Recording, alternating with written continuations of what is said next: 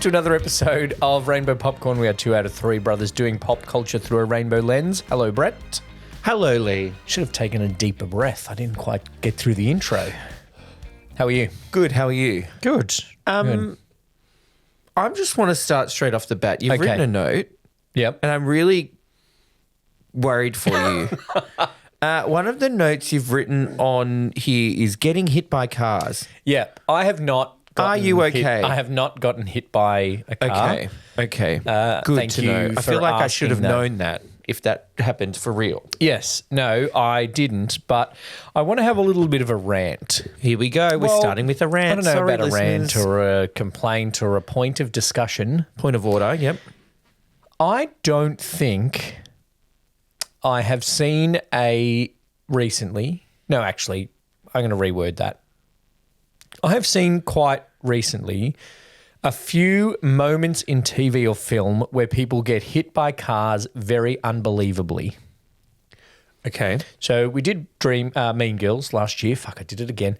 We did Mean Girls last year. Yeah, that was a bus. Yeah. And Regina gets hit by a bus. Well, I was writing the note quickly. Cars, buses, trucks, right? Planes, trains, automobiles. Getting hit by all of them. vehicles. Yep, cool. Unexpectedly. Yep. But she's standing in the road. The bus should have seen her. Yeah. But there's the joke to it, right? Yes. The one I watched most recently was in Ozark. Okay.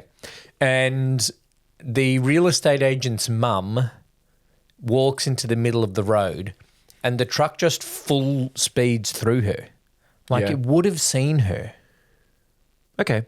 I just too often see that in film or TV where someone's already standing in the middle of the road and a car goes full speed through them. What's the one I've watched recently? It You know, needs the to- scary movie. Yeah. What are you waiting for? What are you waiting for? And then the Yeah. car comes and hits her. If it's done in That's a comedic comedic. context, Yeah. yeah. Okay. But like, What about- it's not that last minute step onto the road gets hit. And that's very doable. Okay. Like in this scene in Ozark, they're having a fight, the mum and the son. And the mum is just kind of slowly walking to the car and gets hit by a truck. What about Skins? Very easily. That's the other one I was thinking of. Yeah. Same. about He's Blue just kind Units? of standing in the middle of the road. Okay. No, Constable Wayne Patterson got hit on purpose That's correct. By a van. by a dodgy family. Yeah. But like in the case of Ozark where they're having the argument, it's very easy for the mum to go, well, I'm going to go and then just turn onto the road without looking and get hit by a truck. But instead she's standing in the road and the truck doesn't slow down. Same with Tony and the bus in Skins. Was it nighttime? No. Oh. Middle of the day. Same as Tony and Skins. Okay. There are big things to slow down because force equals max by acceleration. Yes. But there's not even brakes happening. Well, get off the road, bitch. But no, I just think it's lazy. Do a last minute step onto the road. Okay. That was it. Cool. That's I'll just remember that when I'm writing my screenplay. something I've noticed. Although the screenplays I'm thinking of, nobody gets hit by a car. Well, I think it's also on the director more than the screenwriter. That's true. The screenwriter would write suddenly gets hit by a car, but it's up to the director to make them last minute stand on the road. Okay, great. Yeah. Anyway, it's just my thing that I've noticed that I have an issue with in recent viewing of things. Speaking of getting hit by cars and Scary Movie, Yeah. later this year, the Scary Movie 6 is coming out in cinemas this June. Yes. We watched the trailer yeah. and I'm concerned, Lee. Well, whichever Wayans directs it has said he wants to cancel culture with this movie and bring back the no holds barred comedy can make fun of anything comedy that made the films famous in the first place. Right. That would be good. I don't... The trailer looks shit. There. I said it. There's very obvious references that, you know, they've done it very quickly because there's references to weapons and sinners in it already. Yep. So they're good. Get Out is an obvious choice. They were always going to reference Get Out in some way. Yeah. So I just don't know. I'm preparing myself to be disappointed already. Is it the pronouns joke in the trailer? Is it that type of thing that's making you concerned, or just did the look of it not quite work for you? The look of it doesn't quite work for me. Yeah. I think that if you're going to do, because if they do the same humor from the first ones or the earlier ones, other than Scary Movie 5, they generally work still, that humor. Yeah. So especially if you're going with the type of age that you want to watch it, which will be the people that liked it from when they first came out. Yeah, I don't think the original type of jokes were necessarily offensive, boundary-pushing jokes. No. It was just, we're going to make dick jokes and sex jokes and things like that. Yeah. Like all of Ray's character in the first movie is, probably the first two, is that he's gay but he's not gay. Yeah. So, yeah, that's fine. And I think with parody, if you do parody well, you can do those kind of topics. Yeah. And the pronoun joke in the trailer it just seemed to be making fun of people that correct people on their pronouns, which is not a clever joke. It's a very overdone joke to make fun of people that are insisting that you call them by their preferred pronouns. Yeah, I'd be fine with you making fun of that if you did it all right and if it was somehow relevant. Yeah.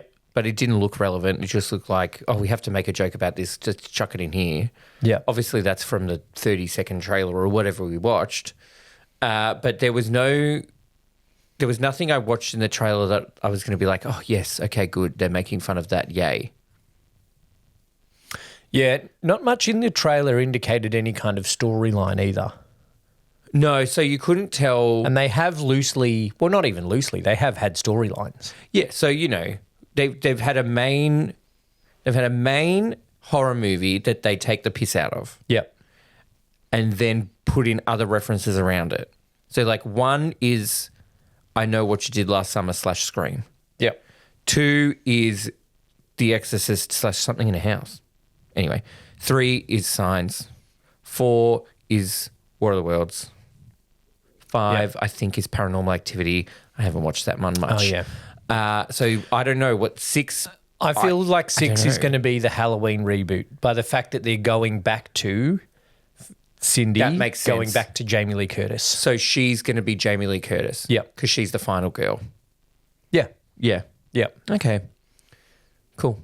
But then it looks like she's playing another character in one of the scenes in the trailer, Anna Faris. Yeah, I didn't get that either. It's not that kind of sketchy kind of movie where people play different characters throughout the movie. No. It's not that. No. I was expecting to see some reference to It. Oh, yeah. I think they've gone with the kids from Weapons rather than the kids from It. But they haven't even got Pennywise in there. No. Yeah. So I'll still go and see it, but I'm preparing myself for it to be bad. Do you think it will outperform Scream 7? And that's what a lot of people are saying. Potentially. It could be better than Scream 7.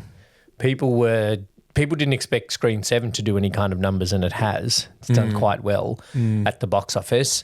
And I don't think it will. I don't think a lot of people will go and see it in the cinema.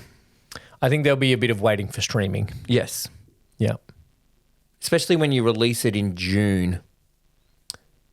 With the summer, do you think they think it's going to be a summer blockbuster? Well, release it in Halloween. I don't understand these horror movies that don't release around Halloween. Yeah. Halloween did.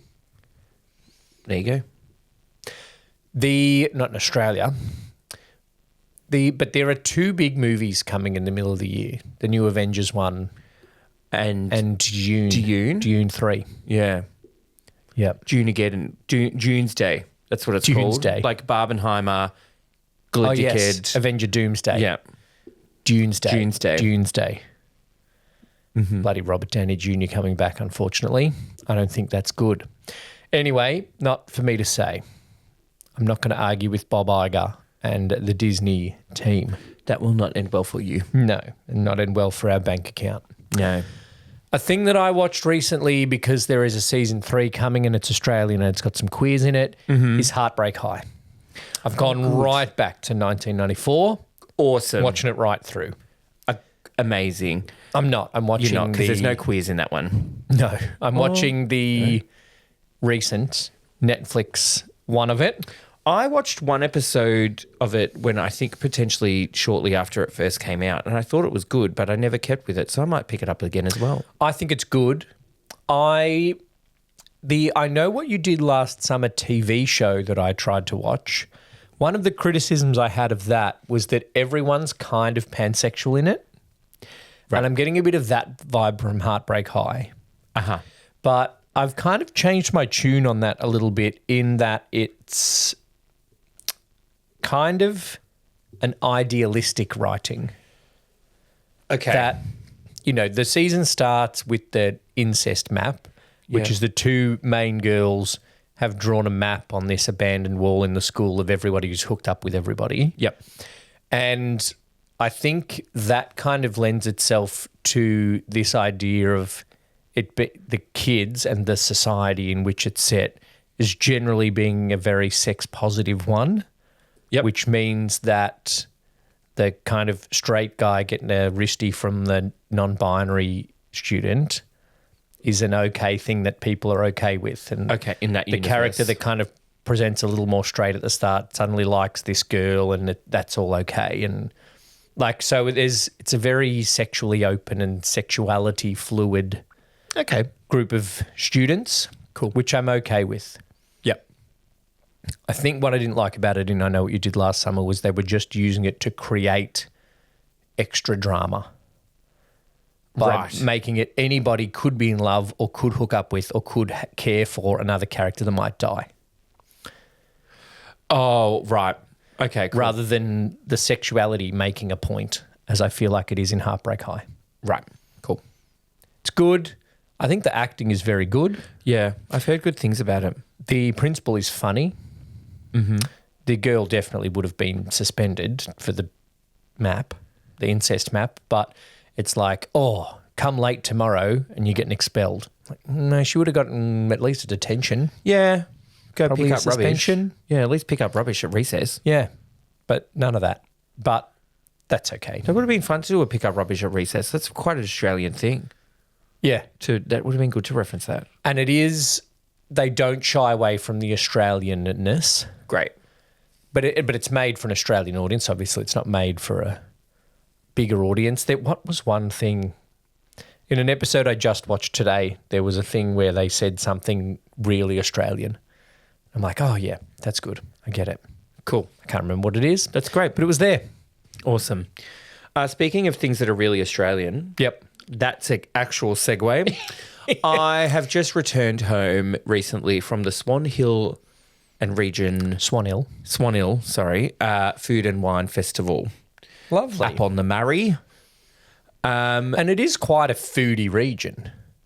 Yeah. Like, I don't think a lot of people realise some of our regional areas in Australia are quite food producers. Yeah, the Macca's at Swan Hill is quite good. I didn't have the Macca's at Swan Hill. So it's at the Pioneer Settlement. Great there. Always good time. Cool. Frozen hard rated. Yep. When it's like 29 degrees, go down an absolute treat. Yes.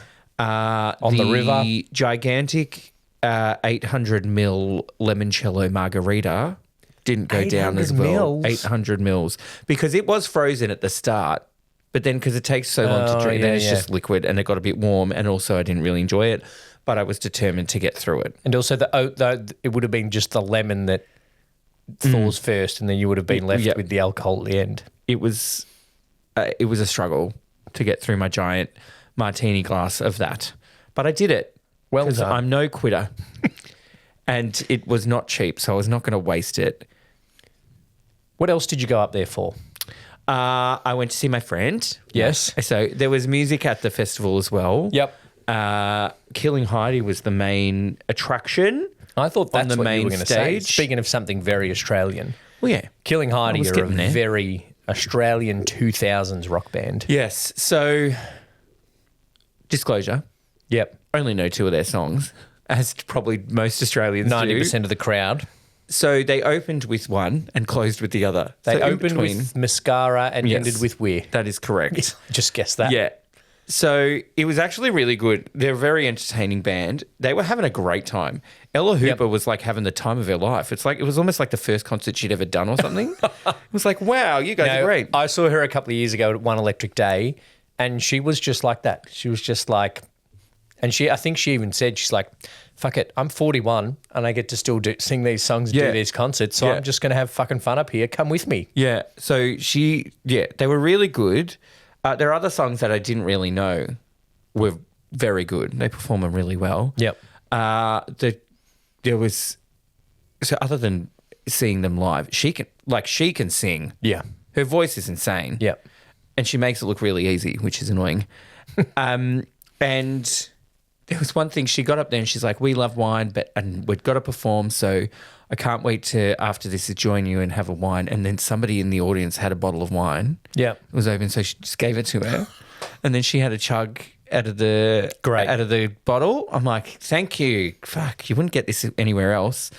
And I don't know if it was that same woman or another woman that then at one point got on stage. Oh. Yeah, so she was very excited. Invited? No. Okay. Because when I went to managed to see get up there. Thirsty Merc late last year, there was a guy that just let himself on stage. Yeah. And the guitarist was kind of trying to hip and shoulder him off stage. Oh. But he wasn't going anywhere. They handled it really well. And then he just started, but like actually this kind of dancing to Thirsty Merc. Oh, I'm like, okay, that's just not like a little bit of Elaine Bennett's going on. What's going on here? Yeah. And then they left him on the stage for the rest of that song. They obviously were like, he's kind of harmless. Yeah. Then they just kind of shook his hand and then he went off stage. So she was completely harmless. She was just like, woo, party. And then I think Ella Hooper was off stage at that point, but then was walking back on, and then security got to her and was like, get off. She's like, love the enthusiasm. So they handle it really well. I think with Aussie concerts, they do that well. Mm-hmm. And I think that was a bit of the problem with when Garbage came last year, and there was that big thing of she went off about the beach balls and remember that? And then she was calling the guy a misogynist and all sorts of things. And I'm like, we're Aussie crowds, we just have fun. Yeah. Like you just said Ella Hooper having the wine. Another year at One Electric Day when Susie Quattro came, the Baby Animals were performing that year. And Susie DeMarchi came out and she just said, look, we played last night in Mornington or something. I'm hungover as fuck right now. And she had, like, she normally has the glass on, but she actually had to have the sunglasses on. She's like, I'm hungover as fuck because I'm fucking on tour with Susie Quattro. So I'm fucking partying. Yeah, exactly. And everyone cheered. We were like, fuck yes, because it must have been amazing for, like, she would have grown up Exactly. idolizing this rock chick that Susie Quattro is. And she's like, but I'm gonna play for you anyway. Yeah. And nailed the rest of it. She did drink about 14 bottles of water during the 12-song set.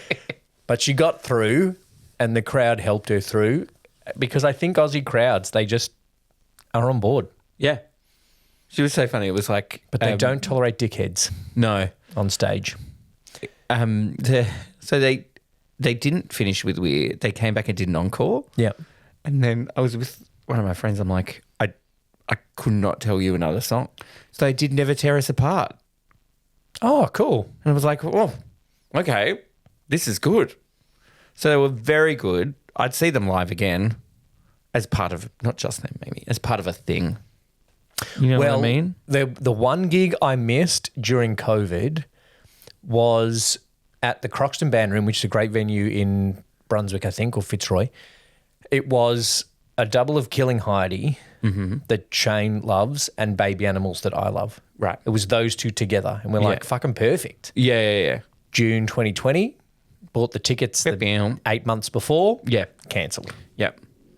Oh no, it was June 2021. So they're like, at the start of 2021, they're like, hey, we're back. Let's get gigs going. But then they're like, oh, actually, no. for that 4 weeks, we're going to be in lockdown. Yeah. Fuck you. and then we were in lockdown forever. Yep. So yeah, it was a great weekend. Little road trip up to Swan Hill with the gang. Nice. I bought great. You know, the food they had it was amazing. There was this salami stand. Oh my God. I bought some chorizo. It was great. I bought chorizo. Wagyu and peppercorn salami. Oh. And Scotch and cashew salami. It's so good. Oh, it was amazing. And then I also... Alcohol Scotch or Scotch fillet? Alcohol Scotch. Oh, okay. Yeah. So I've got that in the fridge at home. So I'll slowly work my way through that because it's not cheap. It was great. Because it's at the Pioneer Settlement. It's all great. It's all open. It's really nice. Do you like the Pioneer Settlement? Yeah. Haven't been there since 1999. There you go. I haven't been there since 48 hours ago. Something I watched, speaking of olden times, like the Pioneer Settlement. Oh. I watched Palm Royale. It's not from the 1880s. No. But it's from a previous from the period. 1780s probably. It is from the 1960s, notably 1969. Uh-huh. Kristen Wiig. Very good. Alison Janney. Very good. Who I love. Ricky Martin. Amazing. Who you have also mentioned My favourite previously. He's not my favourite actor. Good. I know. I watched one episode and I'm like, I'm not quite sure where this is going. It seems a bit silly. It is a bit silly. And look, Kristen Wiig and Alison Janney are great. Yeah. And the other one, who is someone that I know, but because I'm me, Leslie I've forgotten Bibb? the name of. Yeah, I think so. They're all very good. Mm-hmm. I went into it having listened to them talk about it on Las Culturistas. Yes. And as I've said before, it's just them talking to whatever guest they have about how good the guest is and how good everything the guest does. That's a talk show, yep. Yeah. And so I think that set the bar high. It's good. The acting is very good. I think like you said, Leslie Bibb, yep, Laura Dern as well, didn't quite hit what I expected it to hit. Right. There are some funny moments but I'm at the point of 3 or 4 episodes in, I'm at the point now of like, what is Kristen Wiig's goal? To get into the country club. Yeah.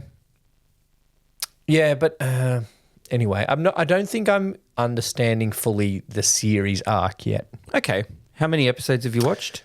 4. Oh, okay. Yeah. I thought you were going to be like, 1. No. I'll watch till the end of the series. There's been 2 seasons. It hasn't been renewed for a third, unfortunately. No.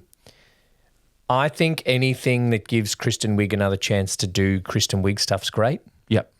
Because I can't just keep rewatching the Jumanji sketch. You probably could. I could, actually. And I don't want to watch Wonder Woman 1984, even though Kristen Wiig's in it and is really good. Okay. Why do you want to watch that? No. Give me the stone. Kal-El, no. No, that's Give Me the Stone is Wonder Woman 1984, okay. I think. Yeah. Right. I don't think I've seen Gal Gadot in one movie. I think one movie. Death on the Nile. Enough champagne to fill the Nile. Yeah. To fill the Nile. Yeah. That's my Gal Gadot. She's so bad. That She's bad in movie Disney actually Snow wasn't White and should have been nominated and won Worst Supporting Actress.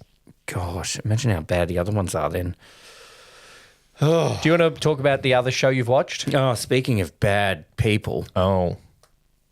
I watched the 3-episode series. Do you call that a series? Mm-hmm. Of the a limited series. Documentary behind the scenes look of the making of America's Next Top Model.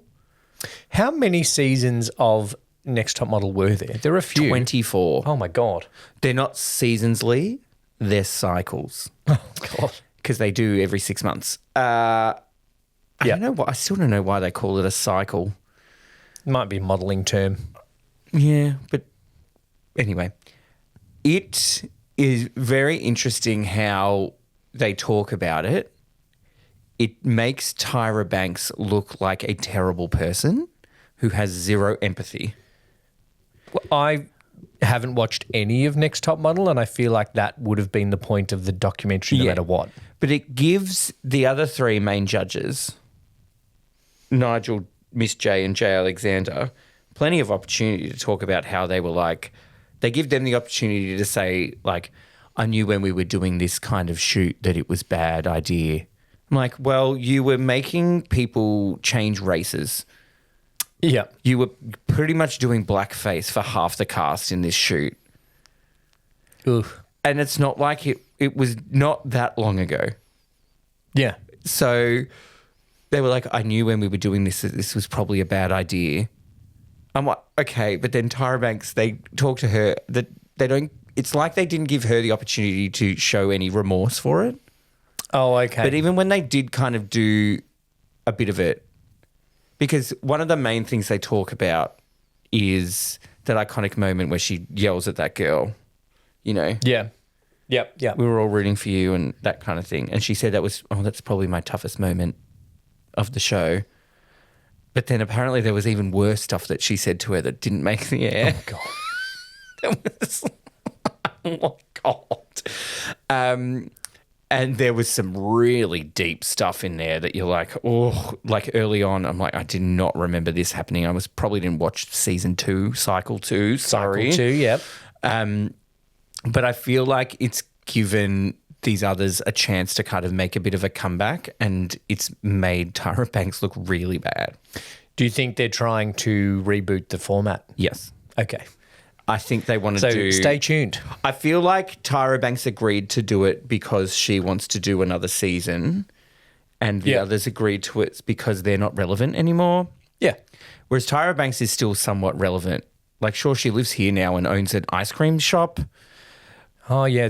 Ice cream. Took over the Werribee Ice Creamery. Yours is a better joke. I'm sorry. I don't know. It might actually be called that. I'm going to look it up because it might actually be called... is much better than saying she owns the Werribee Ice Creamery. Yeah, because...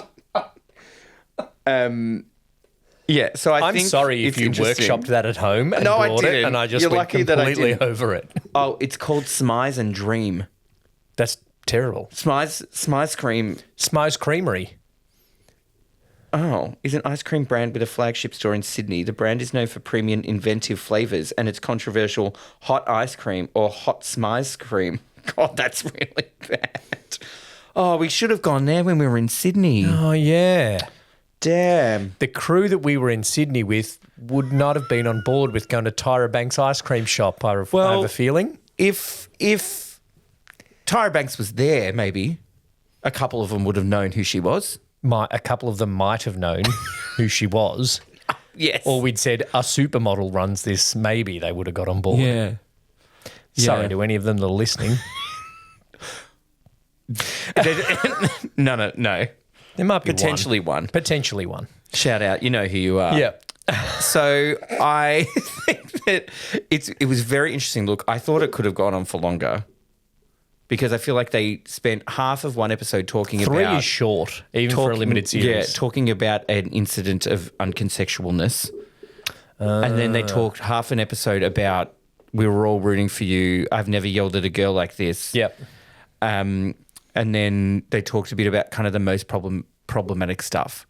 And then the funny thing that's come out of it is because some of the contestants are on there and they were like, I can't believe they made me do a modelling shoot where I had to pretend like I'd been shot in the head after I told them during the audition process that my mum died by being shot.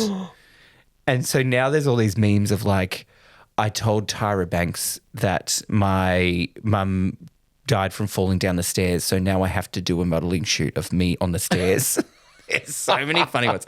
It's really funny, but it is like, I think back in the thing, being younger when it was out, probably couldn't realise how problematic it was. But it was pretty brutal. Like they made the chick pull her teeth out and gave her a whole new smile. Like, and it did not go well. New smize. Yeah. But you smize with your eyes, so... That's true. It'll be interesting to see with this having been like... So the idea of this is for them to go, look, there were things in the first lot that were fucked up. Yeah. So... We'll do it again. When they reboot it, or recycle it, you could say. They will... People will be like, oh, well, they won't be that shit again. They won't do blackface again. I wouldn't be surprised if they did reboot it, that the 3 judges come back in some capacity, but it has a different host. But she'll produce it. I don't know. It's probably some sort of legal technicality about who actually owns the intellectual property. She'll be too busy producing Smize cream. Smize cream. Yep. Smize cream sounds like something you get at the chemist. Yep. I've watched another show, or actually I started and have subsequently given up on series 2 of a show. Not Skins again. No. The Night Agent. The Night Agent. Yep. Okay. I watched it because I like action-y spy TV series type things. Yep. And I got onto The Night Agent because Gabriel Basso is quite an attractive man. Okay. And I remember liking season 1. Mm-hmm. I started season 2, and one of the things of season 1 is that, so Night Agent is, in this story, there is a top secret FBI part of the agency that investigates corruption, and it's called Night Action.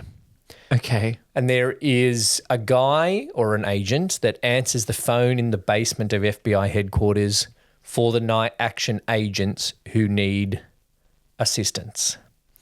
And Gabriel Basso is that guy.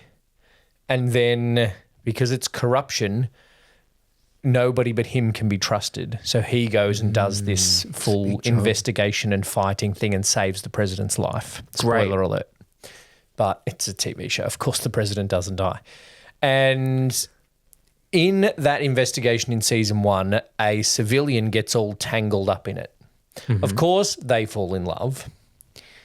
But my problem with season 2, so civilians getting involved in this spy shit is hard to do for me to enjoy it, or in my opinion. Okay. I think it worked in season 1 because this civilian's company was compromised or involved in some way.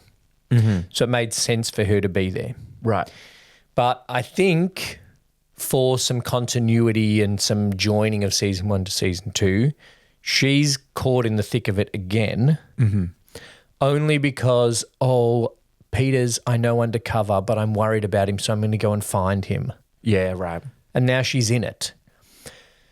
And what annoys me when civilians get into those things, whether it's in a Mission Impossible or a Bond or a Night Agent, is when the civilian is always annoyed by the protocol or the way that the FBI or the CIA or MI6 run things.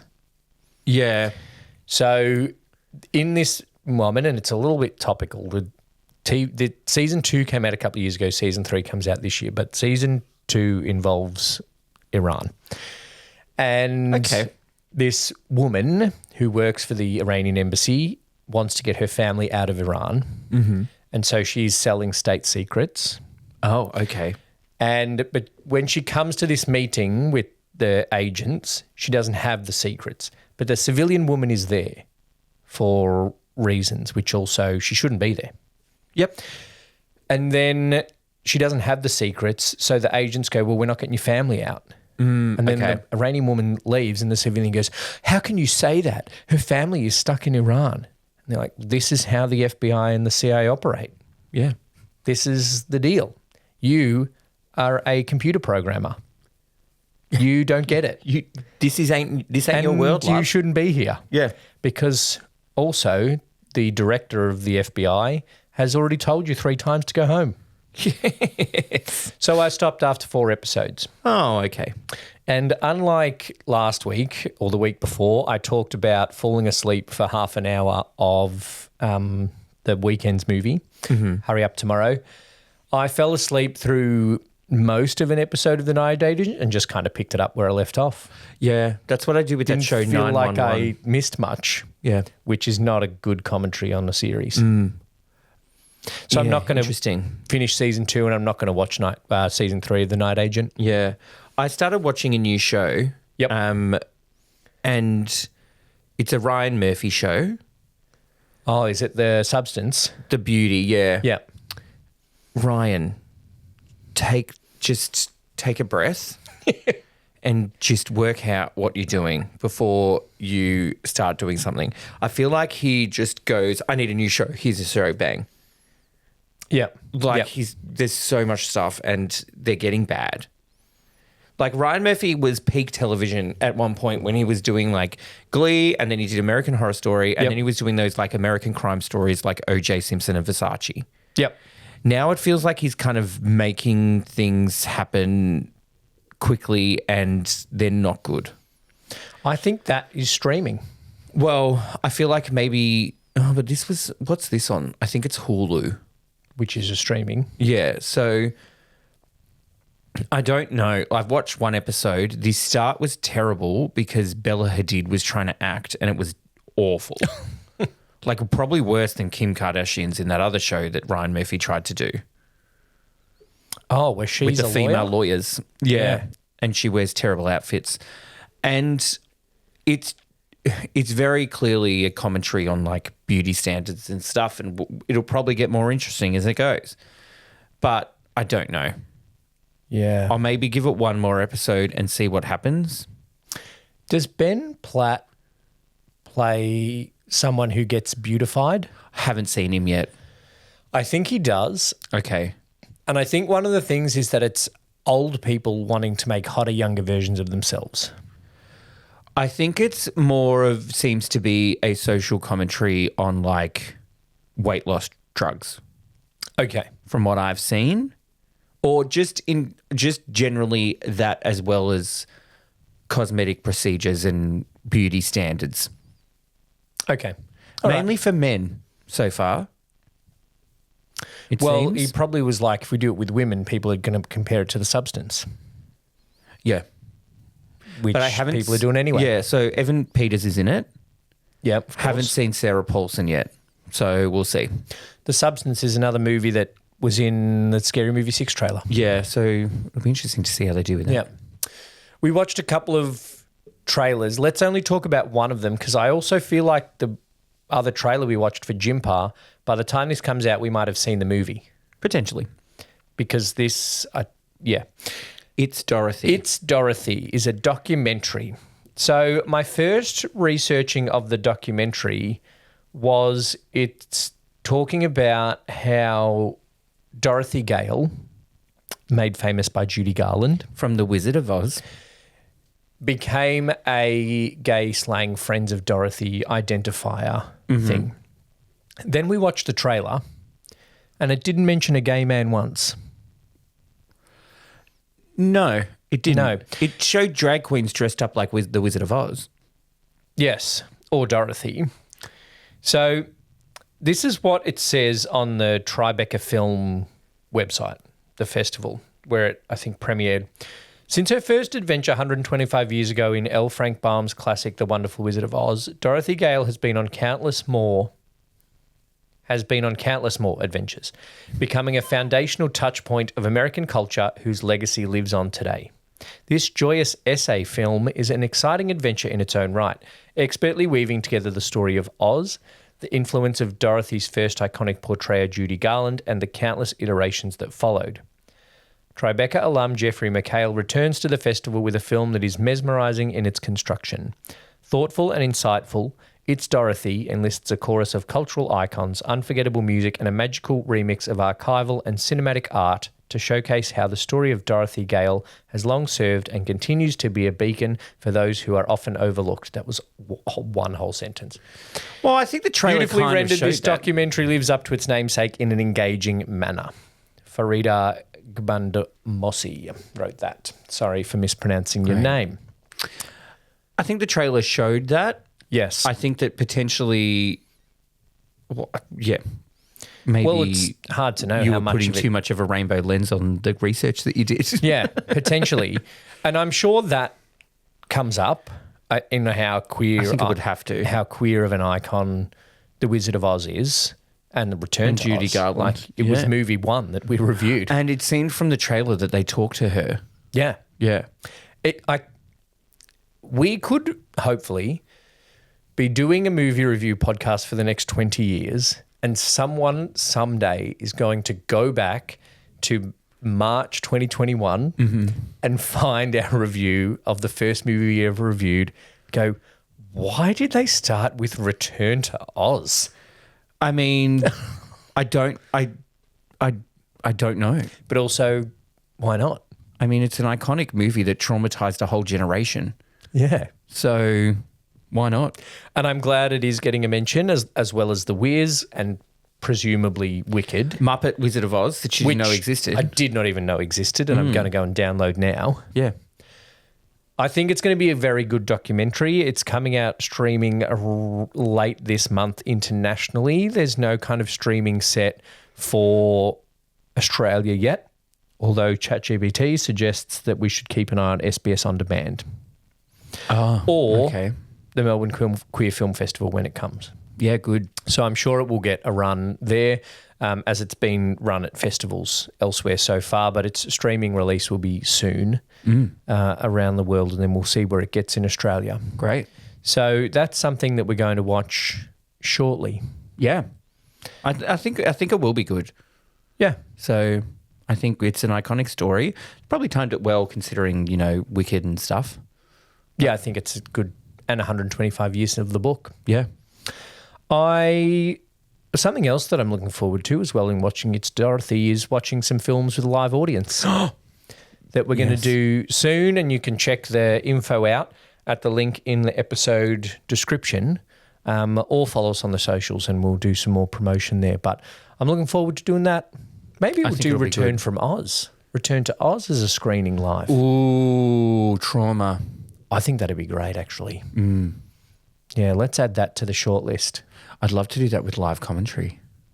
Yeah. And go, what the fuck is this? That's all I do when I watch that movie. Any millennials in the audience, shield your eyes. The wheelies are coming. The wheelies are coming. The wheelies are coming. And the heads of the Queen. She has the faces. Yeah, anyway, let's not get up too much off track. And the sassy chicken. But mimosa. Bellini. Thanks for listening to another episode of Rainbow Popcorn. Like, comment, subscribe. Check out the info about live screenings coming up soon. If there's something that you want us to watch or review, let us know as well. Thank you, Brats. Thank you, Lee.